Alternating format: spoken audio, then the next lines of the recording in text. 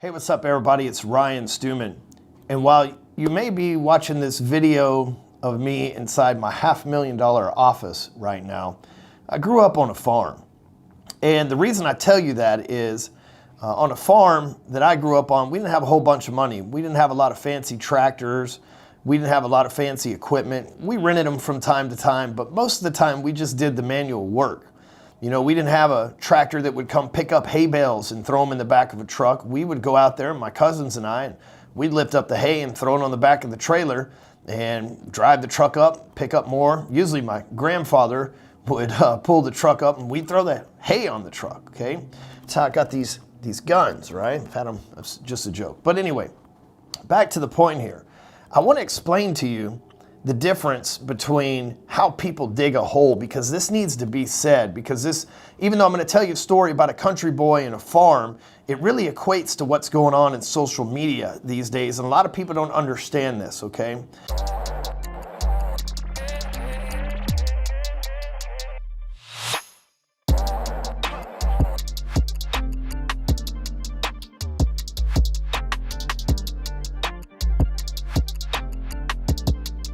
So back in my day, when we would have to dig a hole, we used a shovel. We didn't have a fancy John Deere or Massey Ferguson tractor with a bucket on it that could go do the shit. So if we needed to bury an animal or plant a crop or whatever the hell we needed to do, we had to get out a shovel and dig a hole. And when you've actually dug a hole with a shovel, you know what a hole dug with a shovel looks like. You know how exhausted you are after digging a hole with a shovel. And you also know what a hole that's been dug by the bucket of a tractor looks like. You can tell the difference. Well, the tractor is a shortcut. It's automation. And while some people might say it's more efficient and it works better, sure, it does. But a shovel is good old hard work. And at the end of the day, with good old hard work, you put in the time, you know what's up. So let me explain to you how that relates to modern day times with social media. There's a lot of people out there that are using tractors trying to convince you that they dug a hole with a shovel. And what I mean by that is we see a lot of these fancy internet marketers and gurus and influencers or cocksuckers, whatever the fuck you want to call them. We see these people with millions of followers out there, and the truth is they didn't dig a hole with a shovel. They used a tractor. And that tractor is a site like Fiverr, or that tractor is freelikes.com or something of that nature. You know, you can go get 1 million followers on social media for like less than $1,000, okay?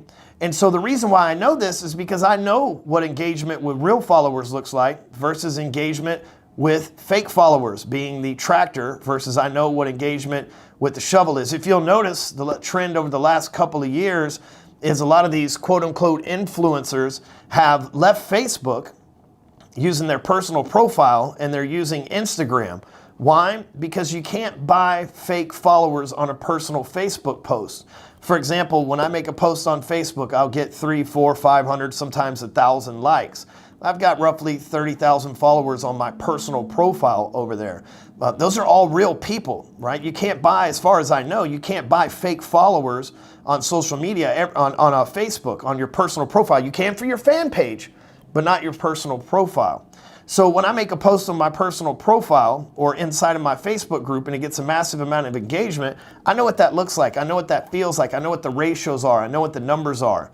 But meanwhile, I've done a few contests for shout outs and shit over on Instagram, and they sent me a ton of fake followers. So I got 250,000 or so people that follow me on my Instagram profile, and probably only 150,000 of them are real because I ran ads and through my groups and through my other pages to get traffic over there. So I see the engagement difference. But I see some people that have no business background. They're not in any publications. They don't run any ads, but they have 1 million followers and they get 30,000 likes on their Instagram post. But then you dig a little bit further and you look up their followers and you just make a few scrolls and you start to see a bunch of people from third world countries. And I'm not talking shit about people from third world countries, but look, if you're selling to Americans, what do you care if Indians or Brazilians or Chinese or Moroccans or anybody that's from a country like that, what are you going to sell to them, okay? And what if somebody speaks Arabic and they write Arabic, and you write English, or if they write Russian and you write English, because Ukraine's another hot spot for fake bots. It's all fake. And they're doing this so that they look cool, so that they can convince you that they took a shovel and dug a hole, when in reality they took a tractor that they rented from somebody and used the bucket on that tractor to appear as if they worked hard while they were sitting in a John Deere AC listening to their favorite music on the MP3 player. Ladies and gentlemen, you've got to stop following for these people. Like, if you are a business person and you're wanting to learn from a business guru, and the business guru's got 500,000, a million fans, scroll through who some of those fans are. If you start seeing a bunch of profiles with no followers, a bunch of blue man faces, a bunch of flags and squiggly lines and languages that you don't understand, just know that they have bought that following. They're telling you how to do stuff that they haven't done themselves. If I was to tell you how to dig a hole with a shovel, and my whole life all I had ever done was rented a tractor and dug a hole in the AC, how the fuck are you going to take that advice and run with it? Because I'm not teaching you from experience. I'm just teaching you from some shit that maybe I heard from somebody who'd actually done it the right way to begin with. We can take guys like 6ix9ine, one of the most popular people on the internet right now, right? He's like, I'm mad, you're mad, fuck him, right? That dude's a snitch. The dude snitched on his people. He's faked his entire presence. The dude acts like a tough guy.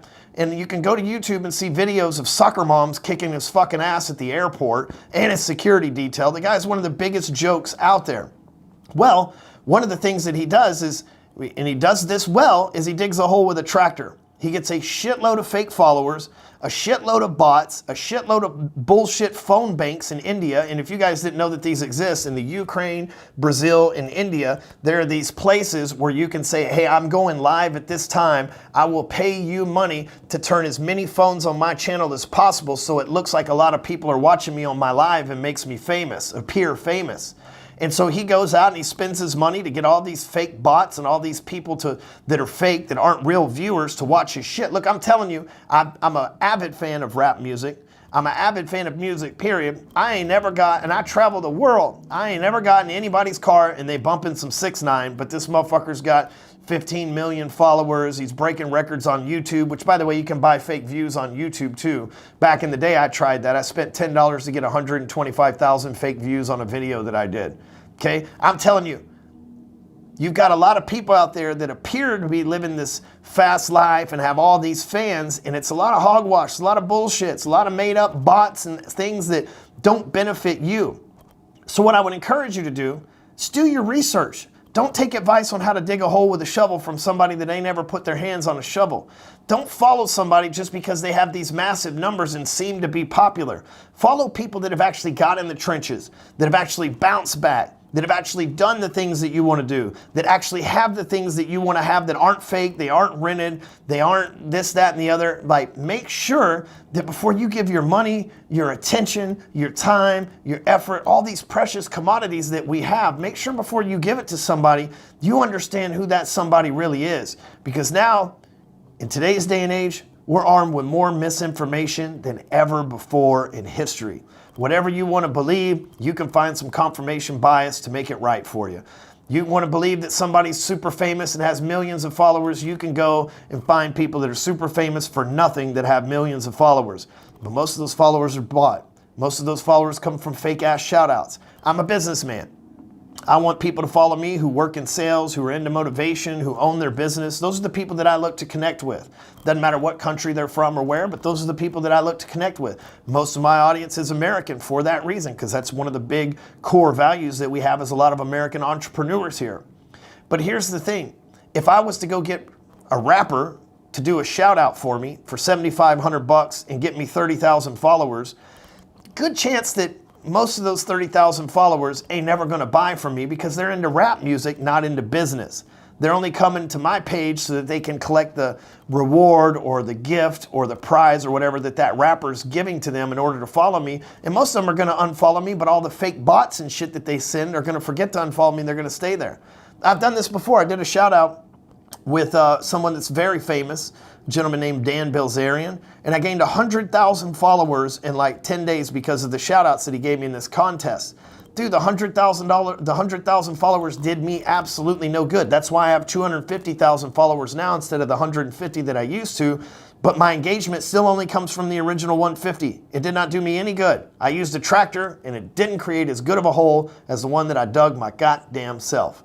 So stop falling for all the fake bullshit. Stop believing that someone out there, now I'm not saying Dan has a fake following, but think about Dan Bilzerian, for example. He's got all these hot chicks in his videos and this lavish life. These aren't people that want to own a business. These aren't people who want to learn sales. These aren't people who want to learn how to rewire their mind and have the greatest mindset that they could possibly have and be the elite version of themselves. These are people that want to see thongs, right? That's not a good audience for me. So first of all, don't be lured into buying an audience or buying shout outs from somebody who's not going to benefit your core principles. And second of all, don't fall for the fucking hype. I'm telling you personally that my numbers are inflated on my following for shit that I can't control at this moment unless I wanted to spend time blocking 100,000 people. Who the fuck am I, Chrissy Teigen? I'll leave that to her, you know? But in the meanwhile, don't believe the hype. Most of the people that tell you they dug a hole with a shovel got a tractor parked out behind the barn. If you know somebody needs to hear this, share it with them, send them a text message, a DM, an email, put it on social media. Send me some real followers, damn it. I need your help.